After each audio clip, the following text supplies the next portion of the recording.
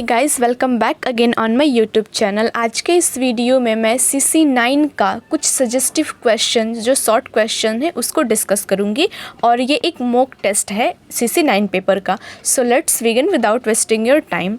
सो जो सबसे पहला क्वेश्चन है वो क्या है कि who is the poet addressing in the lamb and the tiger.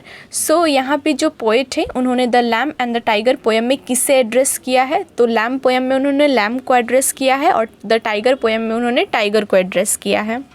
जो नेक्स्ट क्वेश्चन है वो है what words are used to describe the animal in the poem the tiger.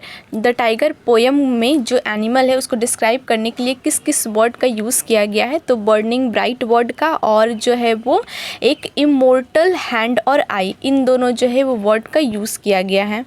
जो नेक्स्ट क्वेश्चन है वो है किसका हैंड और आई के बारे में जो पोएट है वो पोएम में बात कर रहे हैं। तो यहाँ पे जो पोएट है वो क्रिएटर्स के हैंड और क्रिएटर्स के आई की बारे में, मतलब उन्हीं के बारे में बात कर रहे हैं। ये क्रिएटर कौन है? जो टाइगर को क्रिएट करते हैं। तो टाइगर के क्रिएटर के हैंड और आई के बारे में जो है वो पोएट द टाइगर पोएम में बात करते हैं। नेक्स्ट क्वेश्चन जो है वो why is symmetry termed fearful. क्यों जो है वो सिमेट्री जो है वो टर्म वो फियरफुल है? क्योंकि ये जो सिमेट्री टर्म है इसलिए फियरफुल है क्योंकि जो टाइगर है वो काफ़ी डेंजरस और स्कैरी एनिमल होता है और किसी को भी आसानी से वो किल कर सकता है या फिर घायल कर सकता है, इसीलिए। नेक्स्ट जो क्वेश्चन है कि ये जो टाइगर है पोएम है इसमें टाइगर का क्रिएटर किसको कहा गया है? तो यहाँ पे ब्लैक स्मिथ को जो है वो टाइगर का क्रिएटर कहा गया है। नेक्स्ट क्वेश्चन, ये जो वर्ड है बर्निंग ब्राइट उसका मतलब क्या है? तो उसका मतलब यहाँ पर है टाइगर्स का पावर और टाइगर का इनर स्ट्रेंथ को दिखाने के लिए जो है वो बर्निंग ब्राइट वर्ड का यूज़ किया गया है। Next question is that which type of poem is the lamb. तो जो लैम्ब है वो एक रोमांटिक लिरिक पोएम है जिसमें क्रिश्चियनिटी के ऊपर बात की गई है। जो नेक्स्ट क्वेश्चन है वो है who is also called the lamb. If you read the poem so you know that very well कि ये जो लैम एनिमल है वो किसको सिग्निफाई करता है? तो जीसस क्राइस्ट को। तो यहाँ पे बहुत जो लैम टर्म है वो जीसस क्राइस्ट को इंडिकेट करने के लिए यूज़ किया गया है। Next question is that he is meek and he is child about हुम इज़ दिस सेड। तो ये जो लाइन है वो किसके बारे में कहा गया है? तो जीसस क्राइस्ट के बारे में कहा गया है और इस लाइन के थ्रू हम लोग जीसस क्राइस्ट का नेचर और उनकी क्वालिटी को देख सकते हैं। जो नेक्स्ट क्वेश्चन है वो है what is the full title of the poem Tintern एबे। यहाँ पे 2 बार टाइटल ये जो मैंने यहाँ पे लिख दिया है बाय मिस्टेकली।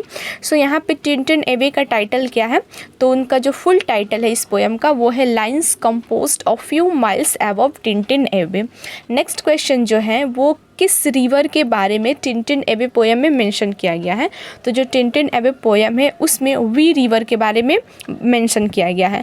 और ये जो पोएम है टिंटन एबे, इसमें जो पोएट है उन्होंने किसके बारे में लिखा है? तो अपने सिस्टर डोरोथी को लेकर के बताया है। और इसके साथ साथ ही ये जो पोएम है वो कब कंपोज्ड हुई थी इसको भी याद रखिएगा, एंड दैट इज़ द 1798 में कंपोज्ड हुई थी जब जो पोएट है वो सेकेंड टाइम विजिट करने आए थे टिंटन एबे में। और वो फर्स्ट टाइम कब विज़िट करने आए थे? तो 1793 में जब वो फर्स्ट टाइम इस प्लेस पर विज़िट करने के लिए आए थे।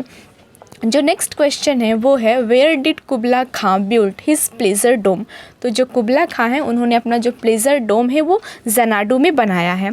नेक्स्ट क्वेश्चन जो है वो व्हाट रिवर रन देयर। कौन सी रिवर वहाँ पे बहती है जो कुबला खां पोएम है उसमें? तो उसमें एल्फ रिवर जो है वहाँ पे बहती है। Next, how many miles were walled in for the construction of the dome. तो यहाँ पे जो है वो जो किंग है ज़नाडू में वो कितना जो है वो माइल्स तक की दूरी पर अपने वॉल को कंस्ट्रक्शन करने के लिए कहता है? तो वो जो है वो 10 माइल्स के लिए कहता है। नेक्स्ट, कौन सा इंस्ट्रूमेंट जो है वो एब्सियंस मेड प्ले करती हैं इन कुबला खां में? तो डलसीमर इंस्ट्रूमेंट वो प्ले करती है। नेक्स्ट क्वेश्चन जो है the made was singing about. एक मेड इस कुबला खां पोएम में कुछ सिंगिंग करती है और वो किसके बारे में सिंगिंग करती है? अगर क्वेश्चन आएगा तो that is the answer Mount Abora के बारे में वो सिंगिंग करती है। Next question is that for whom a woman wail for. Kubla Khan poem में एक औरत जो है वो किसके लिए रोती है, तो वो किसके लिए रोती है, तो अपने डेमन लवर के लिए वो रोती है।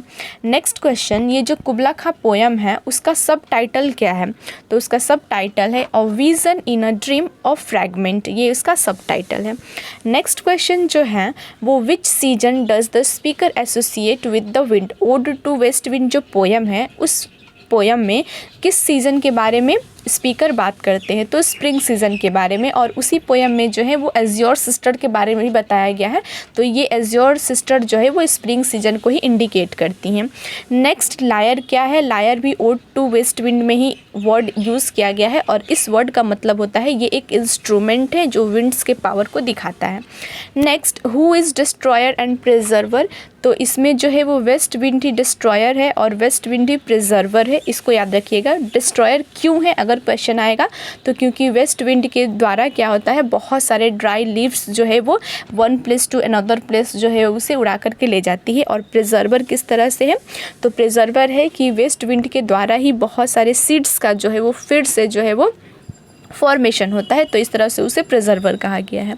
Next question is that the skylark is addressed as a, तो यहाँ पे ब्लीथे स्पिरिट बोल करके उसको एड्रेस किया गया है द स्काईलार्क पोयम में। Next who is hidden away in a tower in the skylark poem, तो यहाँ पे अ मेडन आंसर होगा। नेक्स्ट जो स्काईलार्क पोयम है उसमें स्काईलार्क को किस किस चीज़ से कंपेयर किया गया है, तो यहाँ पे जो स्काईलार्क है उसको ब्लीथे स्पिरिट, उसके बाद ग्लो वॉर्म, उसके बाद रोज़, इन सारी चीज़ों से जो है वो कंपेयर किया गया है। Next question is that which season या फिर what season is mention in nightingale, ode to nightingale जो पोयम है उसमें किस सीज़न के बारे में मेंशन किया गया है, तो समर सीजन के बारे में मेंशन किया गया है। व्हाट इज़ हेमलॉक, हेमलॉक क्या है, तो ये एक पॉइजनस हर्ब है। और जो ओड टू नाइटिंगेल पोयम है इसमें एक वर्ड यूज़ किया गया है the cause of H A, तो ये जो एच क्या होता है, तो ये दुख तकलीफ़ एक्चुअली इसका मीनिंग होता है, बट इस जो है वर्ड को ओड टू नाइटिंगेल में as a sense of joy के तरह इंडिकेट किया गया है। Next which type of season is autumn, autumn जो है वो किस टाइप का सीज़न है, तो ये एक मेलो फ्रूटफुलनेस का सीज़न है। Next what is the main symbol of to autumn, जो ओड टू ऑटम पोयम है इसका मेन सिंबल क्या है, तो द फ्रूट है। Next who wore the dream children of Lamb, Lamb जो है इसमें ड्रीम चिल्ड्रन उनके कौन कौन से, लैम का जो प्रोज है जिसका नाम है ड्रीम चिल्ड्रन, उसमें उनके ड्रीम चिल्ड्रन कौन कौन है, तो एलिस एंड जॉन है और उनकी जो ग्रैंड मदर है उनका नाम मैरी फील्ड रहता है। नेक्स्ट किस ट्रेजिक इंसिडेंट के बारे में इस हिस्से में बात किया गया है ड्रीम चिल्ड्रन में, तो चिल्ड्रन इन वुड, इस इंसिडेंट के बारे में बात किया गया है। नेक्स्ट मिसेस फील्ड कौन है, तो मिसेस फील्ड जो है वो हाउस की केयर टेकर रहती है in the essay dream children. Next ये जो नॉवल है फ्रैंकनस्टाइन, इसका फुल टाइटल क्या है, तो इसका फुल टाइटल है फ्रैंकनस्टाइन और द मॉडर्न प्रोमेथियस, ये इसका फुल टाइटल है। नेक्स्ट इस फ्रैंकनस्टाइन में जो विक्टर फ्रैंकनस्टाइन है वो किस यूनिवर्सिटी से वो जो है वो एक टेक्निक सीखते हैं कि किस तरह से डेड टिश्यू से जो है वो एक एनिमेटेड बना सकते हैं जो उनके ही बर्बादी का कारण बन जाता है, तो यूनिवर्सिटी का नाम जो है ये याद रखिएगा। नेक्स्ट जो है वो कौन सा कैरेक्टर है जिसको इस जो फ्रैंकनस्टाइन नॉवल है उसके बिगनिंग में मेंशन किया गया है, तो वो है रॉबर्ट वॉल्टन, कैप्टन रॉबर्ट वॉल्टन, इनके बारे में जो है वो बिगनिंग में डिस्क्राइब किया गया है। तो ये कुछ जो है वो सजेस्टिव और इम्पॉर्टेंट क्वेश्चन था कलकत्ता यूनिवर्सिटी के CC9 पेपर का। बट इंस्पाइट ऑफ दिस, इसके अलावा जितने सारे भी जो आप जो है वो कब पोयम लिखी गई है और कब वो कंपोज्ड की गई है, ये दो चीज़ हर एक पोयम का याद रखिए, क्योंकि बहुत बार क्वेश्चन जो है वो उसका रिटेन डेट और पब्लिश्ड डेट पूछ लेता है, तो ये याद रखिएगा। और दूसरा इंपॉर्टेंट थिंग्स जो है वो आप लोग जितनी सारी जो फ्रैंकनस्टाइन है, ड्रीम चिल्ड्रन है, द सुपर एनवेटेड मैन है, ये सारा जो है एसे और नॉवल उसका जो है वो समरी एक बार अच्छे से देख लीजिएगा, क्योंकि क्वेश्चन जो है वो अंदर से आ सकता है। तो क्योंकि सारे क्वेश्चन आंसर को यहाँ पे इस वीडियो में अवेलेबल कराना बहुत ही डिफ़िकल्ट है, वीडियो लॉन्ग हो जाएगी। So thank you and best of luck for your exam.